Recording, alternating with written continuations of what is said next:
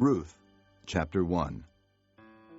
In the days when the judges ruled, there was a famine in the land, and a man from Bethlehem in Judah, together with his wife and 2 sons, went to live for a while in the country of Moab.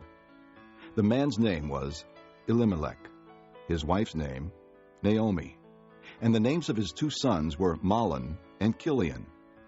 They were Ephrathites from Bethlehem, Judah, and they went to Moab and lived there. Now Elimelech, Naomi's husband, died, and she was left with her 2 sons. They married Moabite women, one named Orpah, and the other Ruth.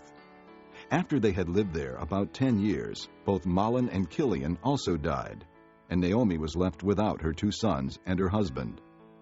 When she heard in Moab that the Lord had come to the aid of his people by providing food for them, Naomi and her daughters-in-law prepared to return home from there. With her 2 daughters-in-law, she left the place where she had been living and set out on the road that would take them back to the land of Judah. Then Naomi said to her 2 daughters-in-law, "Go back, each of you, to your mother's home. May the Lord show kindness to you, as you have shown to your dead and to me. May the Lord grant that each of you will find rest in the home of another husband." Then she kissed them, and they wept aloud and said to her, "We will go back with you to your people." But Naomi said, "Return home, my daughters. Why would you come with me? Am I going to have any more sons who could become your husbands? Return home, my daughters. I am too old to have another husband. Even if I thought there was still hope for me, even if I had a husband tonight and then gave birth to sons, would you wait until they grew up? Would you remain unmarried for them? No, my daughters. It is more bitter for me than for you, because the Lord's hand has gone out against me." At this they wept again. Then Orpah kissed her mother-in-law goodbye, but Ruth clung to her. "Look," said Naomi. "your sister-in-law is going back to her people and her gods. Go back with her." But Ruth replied, "Don't urge me to leave you or to turn back from you. Where you go, I will go, and where you stay, I will stay. Your people will be my people, and your God, my God. Where you die, I will die, and there I will be buried. May the Lord deal with me, be it ever so severely, if anything but death separates you and me." When Naomi realized that Ruth was determined to go with her, she stopped urging her.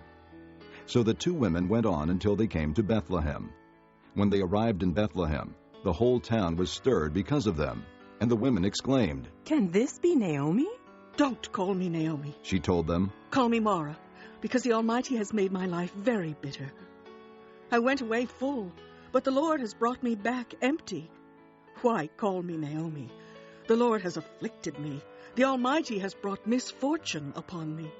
So Naomi returned from Moab, accompanied by Ruth the Moabitess, her daughter-in-law, arriving in Bethlehem as the barley harvest was beginning.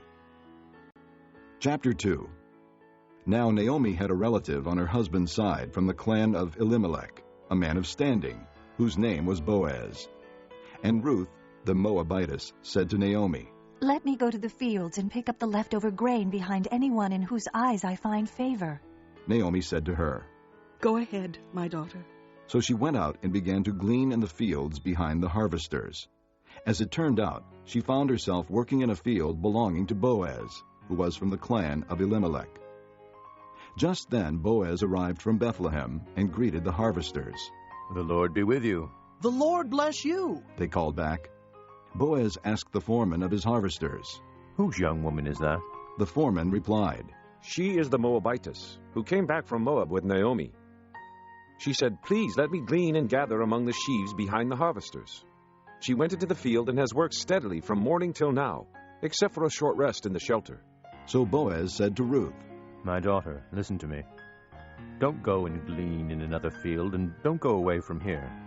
Stay here with my servant girls. Watch the field where the men are harvesting, and follow along after the girls. I've told the men not to touch you. And whenever you are thirsty, go and get a drink from the water jars the men have filled."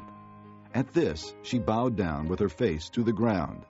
She exclaimed, "Why have I found such favor in your eyes that you notice me, a foreigner?"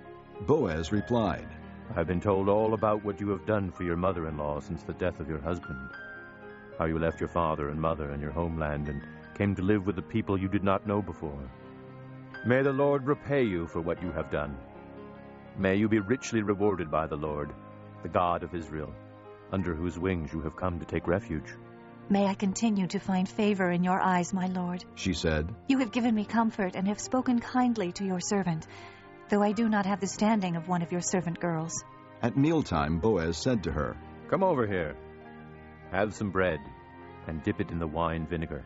When she sat down with the harvesters, he offered her some roasted grain. She ate all she wanted and had some left over.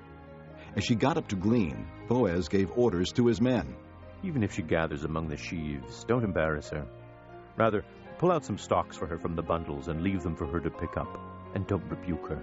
So Ruth gleaned in the field until evening. Then she threshed the barley she had gathered, and it amounted to about an ephah. She carried it back to town, and her mother-in-law saw how much she had gathered. Ruth also brought out and gave her what she had left over after she had eaten enough. Her mother-in-law asked her, "Where did you glean today? Where did you work? Blessed be the man who took notice of you." Then Ruth told her mother-in-law about the one at whose place she had been working. The name of the man I worked with today is Boaz. She said. "The Lord bless him. Naomi said to her daughter-in-law. He has not stopped showing his kindness to the living and the dead." She added, "That man is our close relative. He is one of our kinsmen redeemers." Then Ruth the Moabitess said, He even said to me, "Stay with my workers until they finish harvesting all my grain." Naomi said to Ruth, her daughter-in-law, "It will be good for you, my daughter, to go with his girls, because in someone else's field you might be harmed." So Ruth stayed close to the servant girls of Boaz to glean until the barley and wheat harvests were finished, and she lived with her mother-in-law. Chapter 3. One day, Naomi, her mother-in-law, said to her, "My daughter, should I not try to find a home for you, where you will be well provided for? Is not Boaz, with whose servant girls you have been, a kinsman of ours? Tonight he will be winnowing barley on the threshing floor. Wash and perfume yourself, and put on your best clothes. Then go down to the threshing floor, but don't let him know you are there until he has finished eating and drinking. When he lies down, note the place where he is lying. Then go and uncover his feet and lie down. He will tell you what to do." "I will do whatever you say." Ruth answered. So she went down to the threshing floor and did everything her mother-in-law told her to do. When Boaz had finished eating and drinking and was in good spirits, he went over to lie down at the far end of the grain pile. Ruth approached quietly, uncovered his feet, and lay down. In the middle of the night, something startled the man, and he turned and discovered a woman lying at his feet. "Who are you?" He asked. "I am your servant, Ruth. She said. Spread the corner of your garment over me, since you are a kinsman redeemer." "The Lord bless you, my daughter." He replied. "This kindness is greater than that which you showed earlier. You have not run after the younger men, whether rich or poor. And now, my daughter, don't be afraid. I will do for you all you ask. All my fellow townsmen know that you are a woman of noble character. Although it is true that I am near of kin, there is a kinsman redeemer nearer than I.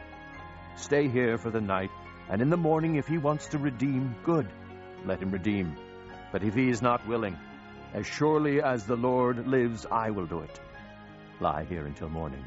So she lay at his feet until morning, but got up before anyone could be recognized. And he said, "Don't let it be known that a woman came to the threshing floor." He also said, "Bring me the shawl you are wearing and hold it out." When she did so, he poured into it 6 measures of barley and put it on her.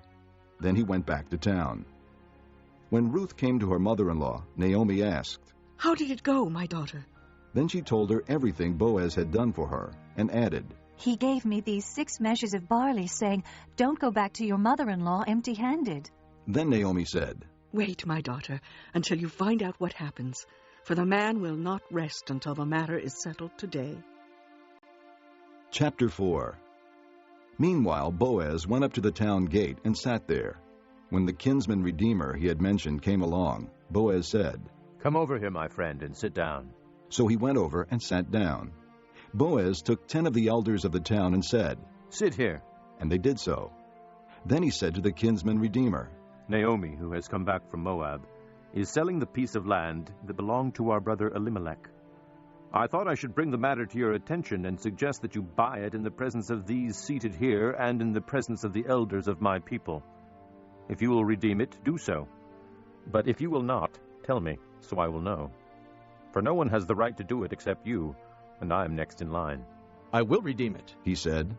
Then Boaz said, "On the day you buy the land from Naomi and from Ruth the Moabitess, you acquire the dead man's widow, in order to maintain the name of the dead with his property." At this, the kinsman redeemer said, Then I cannot redeem it, because I might endanger my own estate. You redeem it yourself. I cannot do it.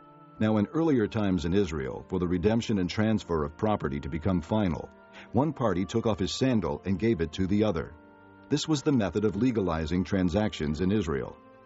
So the kinsman redeemer said to Boaz, Buy it yourself. and he removed his sandal.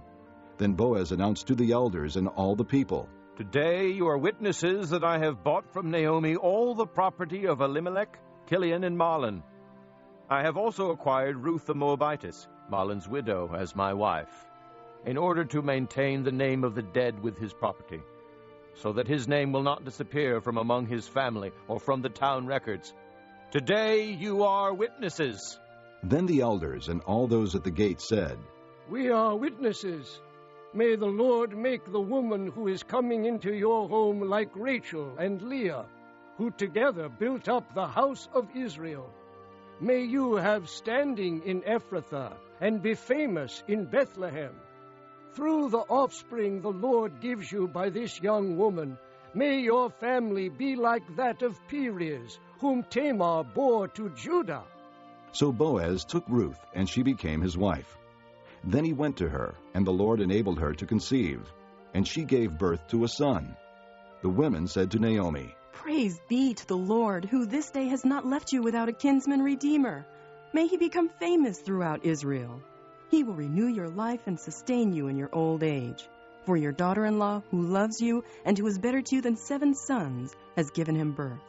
Then Naomi took the child, laid him in her lap, and cared for him. The women living there said, Naomi has a son. And they named him Obed. He was the father of Jesse, the father of David. This, then, is the family line of Perez. Perez was the father of Hezron. Hezron the father of Ram.